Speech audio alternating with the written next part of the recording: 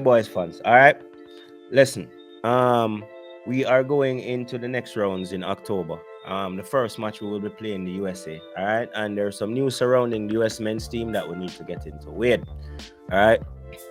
So this article is titled "Huge Questions Surrounding US Men's National Team Roster for World Cup Qualifiers" by Chris Watkins from SGE. That's sportsgrindentertainment.com. Right. It says, right, I'm just going to skip out all of the things up top and get to the meat of the article. All right, they have a few concerns. One of the first things is, will superstars be fit to play? And the superstars in question are Christian Pulisic and Gio Reyna. The paragraph says there are huge question marks over Christian Pulisic and Gio Reyna, who haven't played a single minute for their clubs teams since the World Cup qualifiers earlier this month. Reyna was injured in the draw with El Salvador, while Pulisic was hurt in the win at Honduras. Reyna and Pulisic are the US men's team's most gifted players and have the ability to unlock any defense in CONCACAF.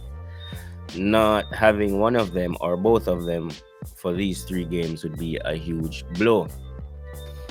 So in the creativity department, according to this article, they'll be suffering a major loss. It continues to say, add into the fact that Tyler Adams wasn't fit to feature for RB Leipzig at the weekend, and 3 of the US men's top 5 players at huge clubs in Europe may not feature. There's the questions about Weston McKennie. In a recent podcast interview with US soccer head coach Greg Berhalter, acknowledged that Weston McKennie could return for the World Cup in October. McKennie, 23, was sent home after a violation of team policy in Nashville as he didn't play against Canada or Honduras. McKennie has had minutes for Juventus in recent weeks, but Max Allegri criticized his ability to finish. All right. Well, with Andre Pirlo leaving as Juventus boss and rumors about McKennie being sold, plus the situation with the US men's national team, it has been a rough few months for the midfielder. All right. The rest of the paragraph goes on to say that he might get called back into the squad because the other players are injured. All right. Then there's a situation with the centre back John Brooks, right? John Brooks was nailed in as a starter at centre backs for the US men's team just until a few weeks ago, but after shaky displays in recent qualifiers and same for Wolfsburg, he no longer seems to be an automatic starter. All right. So them have a problem, or they claim to have a problem with the out of form centre back. Right, them have issues with the quarantine rules, how it will impact the rosters if players will be able to travel. But that is not just them; that would impact everybody, right? The article also is questioning which central strikers will be called up. All right, it has been the biggest question around the US men's national team in recent years: who is going to score the goals? Josh Sargent is having a tough time with Norwich in the Premier League, as the Canaries sit bottom of the table, and it seems like he's better suited to being a secondary striker. All right, with teenager Ricardo Pepe be thrust into the starting role after his heroics against Honduras, or will Jordan P-Folk start up top? What about Zardes after his return to fitness and form in recent weeks? Could Matthew Happ have an impact? So many questions for Berhalter up top. All right. So those are just a few of the issues the article I bring up with. It's quite a few articles, quite a long article. That's why you see me kind of skim through it like that, just to save some time. If you really check it out, there's a lot of players who are questionable. You know, yeah, either not fit or out of form, or COVID. Because say 1 and 2 recovering from COVID as well. Okay, so, what are those names? I think, was it Steffler? Yeah. I think Steffler was one of the names I saw. Okay.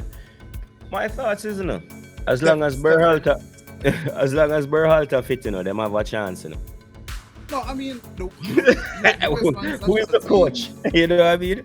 Who's the manager? As long as Berhalter alright and him don't have no headache, I think they'll be fine. Cause he's a good coach. Him know how way forget him know how forgetting victories in a CONCACAF, no matter who him have. We Not saw the only that man. too. Yeah, I it's think US soccer ha- as it is the soccer, that's what they play, mm-hmm, has come so far in the world of football, right? mm-hmm, In terms of the their ability to produce local talent now mm. has surpassed a lot of people in the CONCACAF. I would say even including us as I Jamaicans. think I think Their this talent. what we overlook. Not for cut you, but I think what we overlook is their ability to create good teams. They might not have like the greatest like individual talents. They might have one and two, like a one Pulisic or something like that. You know what I mean? But their But I ability think to that perform as a team. yeah, that has always been their Yeah, foundation from yeah, from day one to play as a team. I know what you're yeah. talking about. You're carrying it way back to the Lexi Lalas and London Exactly. Donovan days, right? Yeah. But no, we're talking about let's face it, an American kid who has the current skill of London Donovan couldn't make the US men's national team right now. The No. talent they have right now Yeah. is I think very good. The I think the, MLS, yeah. let's be real now. The MLS, the thing they just buy a MLS team, What a rapper name? A rapper just bought a MLS team. Okay. Is Might it have to DC cover that. United? What name again? What I can say though, they have definitely strength in terms of their creative thing there. I think in the past they had better central defenders and definitely better goalkeepers. Goalkeepers. Right, Yeah, but they're now not we see you the know, attacking talents of Pulisic, of a Jerry, come up. yeah. But I don't really like to focus on those type of American players. Mm, Like a Mkhitaryan, mm. like What do you mean Mkhitaryan grew up Mkhitaryan? What do you mean Mkhitaryan? because Mkhitaryan grew up in America, even though he doesn't play for America. Okay, Because okay, you mean his yeah, parents came from what country he play for again? Armenia. Armenia, right. Yeah. So his parents are Armenian, so they come with a footballing heritage. I know that. Yeah. And it's the same thing with kind of like with Pulisic. That's why I don't really like to Yeah. look at those type of footballers. I can tell you one thing. As a youngster who played football in America or soccer, well, football me play. Them not play soccer, me not play football. You definitely get exposed to a wide variety of different styles of football. Styles. You play against Central Americans, you play against Asians, you play against Europeans, you play with them as well. You know what I mean? Right. So, And you were playing at a time where the infrastructure, support, and development wasn't even at 10% of 8%. What it is now. What it is now. No. Right? So I am telling you, even though the US team is riddled with all these big name superstar injuries, they are still a powerhouse. Yeah, Apart man. from Mexico, I would say the United States is the biggest team in the CONCACAF right now. Yeah, man. That's it.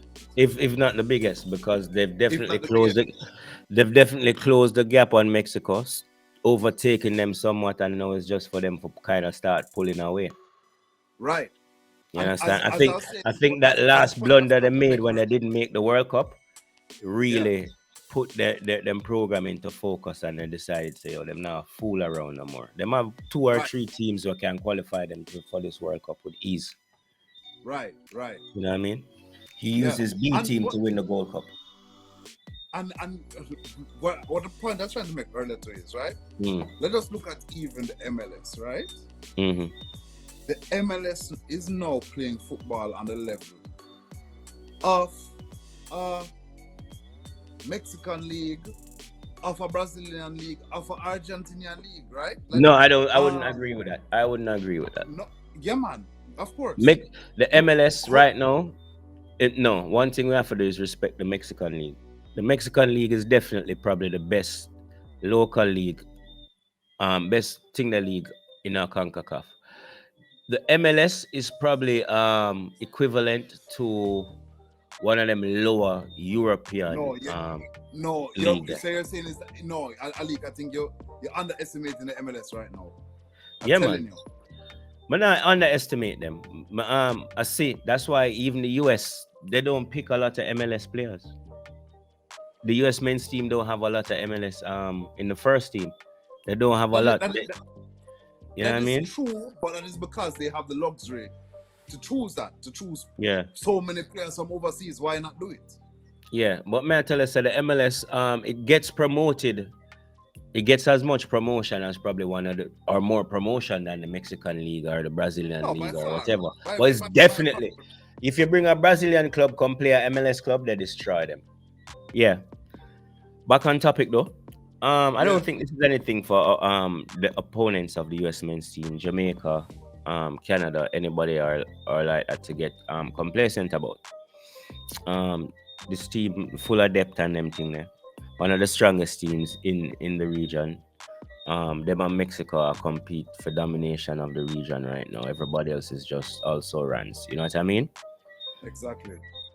So yeah, take it with a grain of salt and still go in there with a game plan because I believe one of their strongest strengths is their coach and their ability to prepare as a team. You know what I mean? And play as a team, as you And were play as saying a team. earlier. Yeah. Yeah. That, You that, know what I that mean? is one of their foundations to play Yeah. as a team. Yeah, You man. know? Definitely. All right, guys. Thanks for watching. Remember, like and subscribe and see you next time.